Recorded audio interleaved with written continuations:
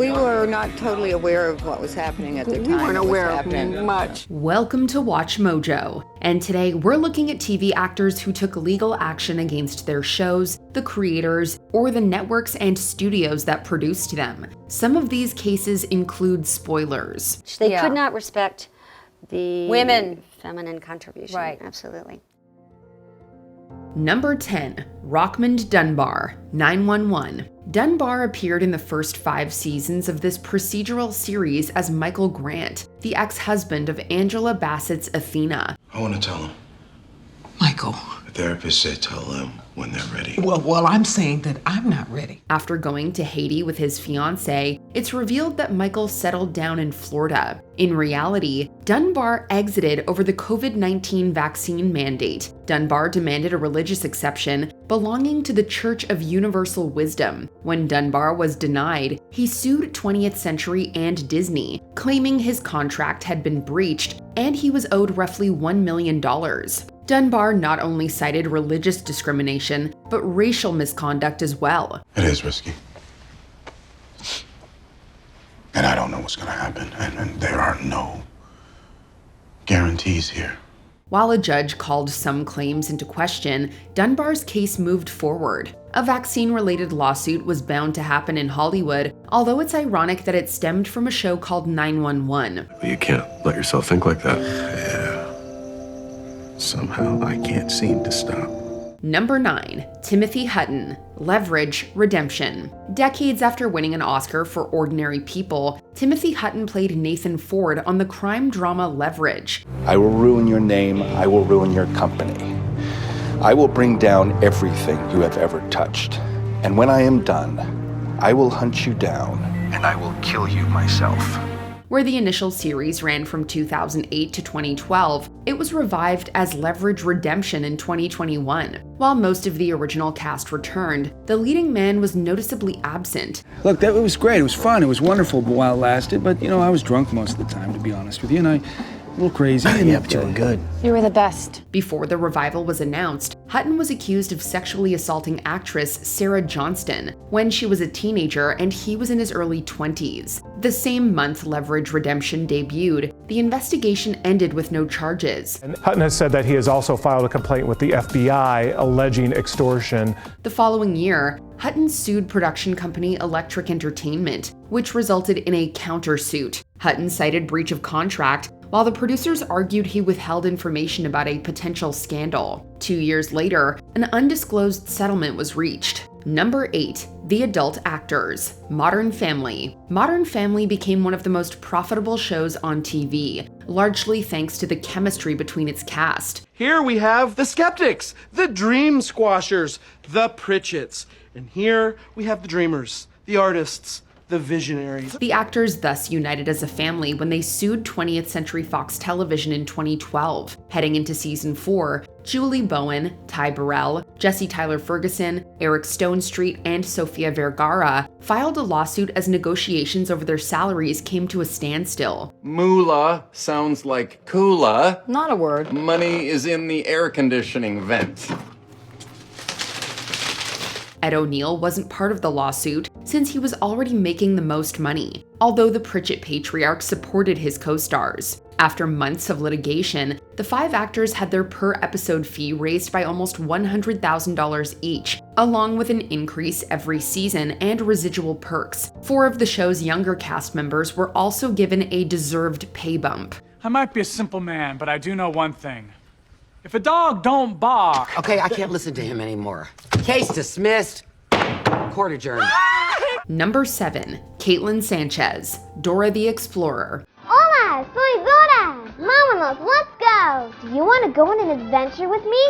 Excelente! Yeah! Several young performers have played Dora Marquez, but only one took the long-running children's show to court. Caitlin Sanchez voiced the titular explorer in more than 30 episodes, which aired from 2008 to 2012. Stand up and get ready to march! Now, march!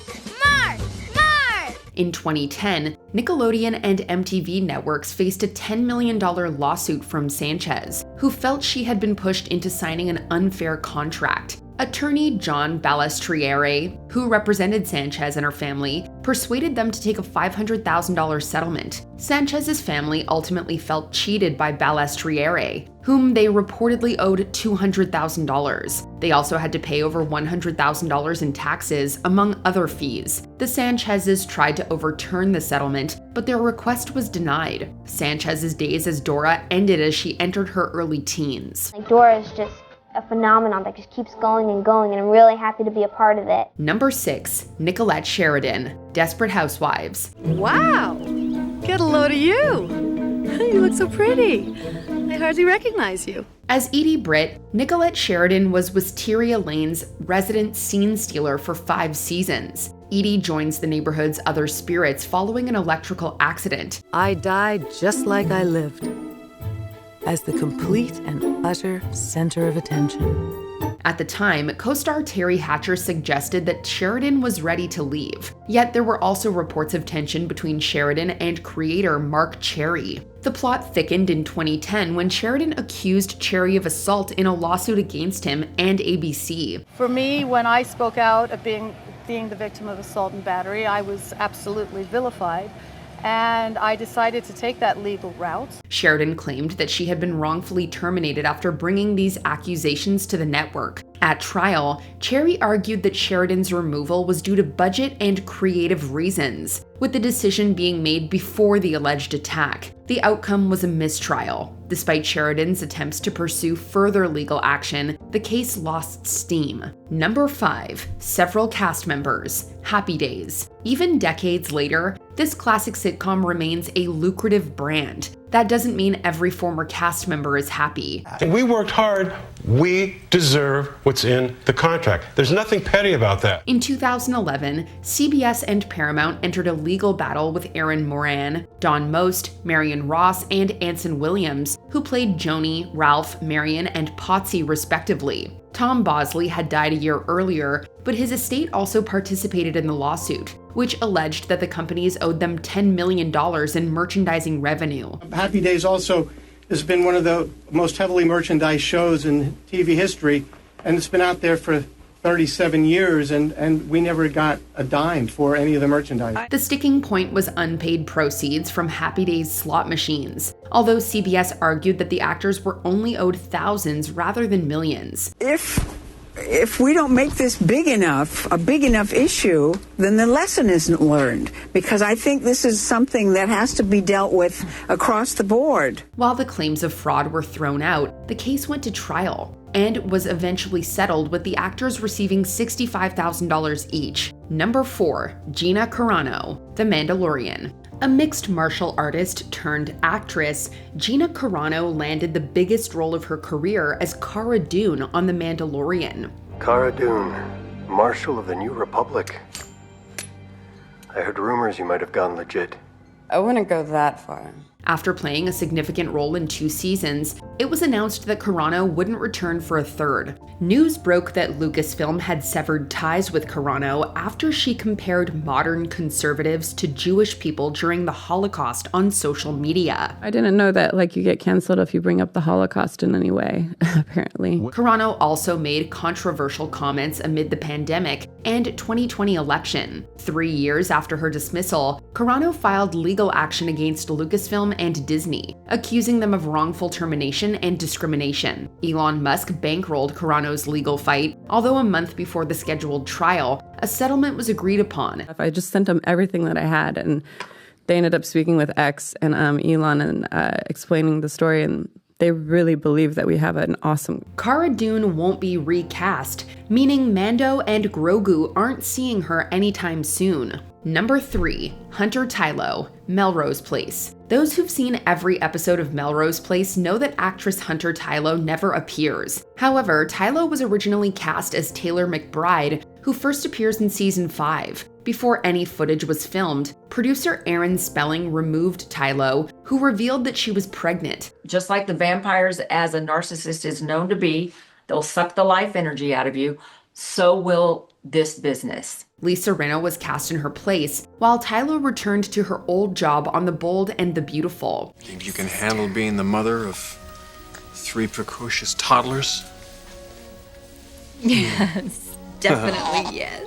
Tylo still felt that Spelling had discriminated against her, lawyering up. Spelling's representation argued that Tylo couldn't play a, quote, vixen, seductress, and adulteress while pregnant. The jurors disagreed. Tylo was pregnant again at the time of the trial, barely showing during her third trimester. She was awarded almost $5 million in a landmark verdict for working pregnant actresses. That's their business. They can write their show however they want, I guess. And so I was gone. Number 2, Cindy Williams, Laverne and Shirley. And they couldn't, I guess, deal with it, that I needed time off to have a child. Tylo was far from the first actress to be mistreated amid her pregnancy. As Laverne and Shirley headed into its 8th season, Cindy Williams realized that Paramount had her working on her due date. So it went back and forth between the studio and me and trying to sort that all out. And in the end, it gets so complex, I could have written a whole book on that. But since Williams was one half of the titular duo, you'd think the network would have worked around her schedule. Paramount refused, though, resulting in Williams only being in the first 2 episodes of what wound up being the final season. Because hey, Laverne and Shirley doesn't need Shirley, right? Laverne, I couldn't wait for you to get back from the dance. Walter got transferred and I decided to go with him. I don't know when we'll be back, so this is goodbye. Williams took out a $20 million lawsuit indicating that she was supposed to be paid $75,000 for 22 episodes, in addition to $37,500 for reruns. The suit was settled for an unknown sum, while Shirley abruptly moved away with her new husband. it just got into a brouhaha, not a real bad one, but enough of a brouhaha, and so I was off the show. And happy for it because I was starting my family. Before we continue, be sure to subscribe to our channel and ring the bell to get notified about our latest videos. You have the option to be notified for occasional videos or all of them. If you're on your phone, make sure you go into your settings and switch on notifications.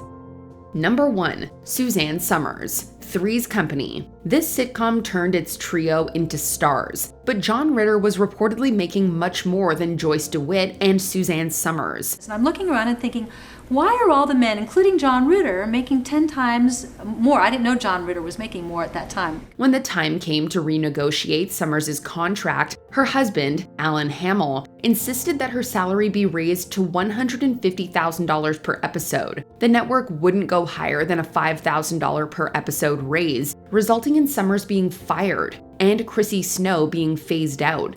Chrissy? Do you know what time it is? No. I'll go find out. According to Hamill, ABC had recently reached a monster deal with the stars of Laverne and Shirley. So, quote, they decided they needed to make an example of female actresses so that no other woman would ask to be paid what men were making. Somers sued ABC for $2 million, although she only got $30,000 from the settlement. We had to pay her $30,000 for the first show that she missed, or $35,000, whatever it was. But the $2.5 million, no way. And that was the end of Suzanne Somers. Can you think of any other actors who sued their own shows? Let us know in the comments.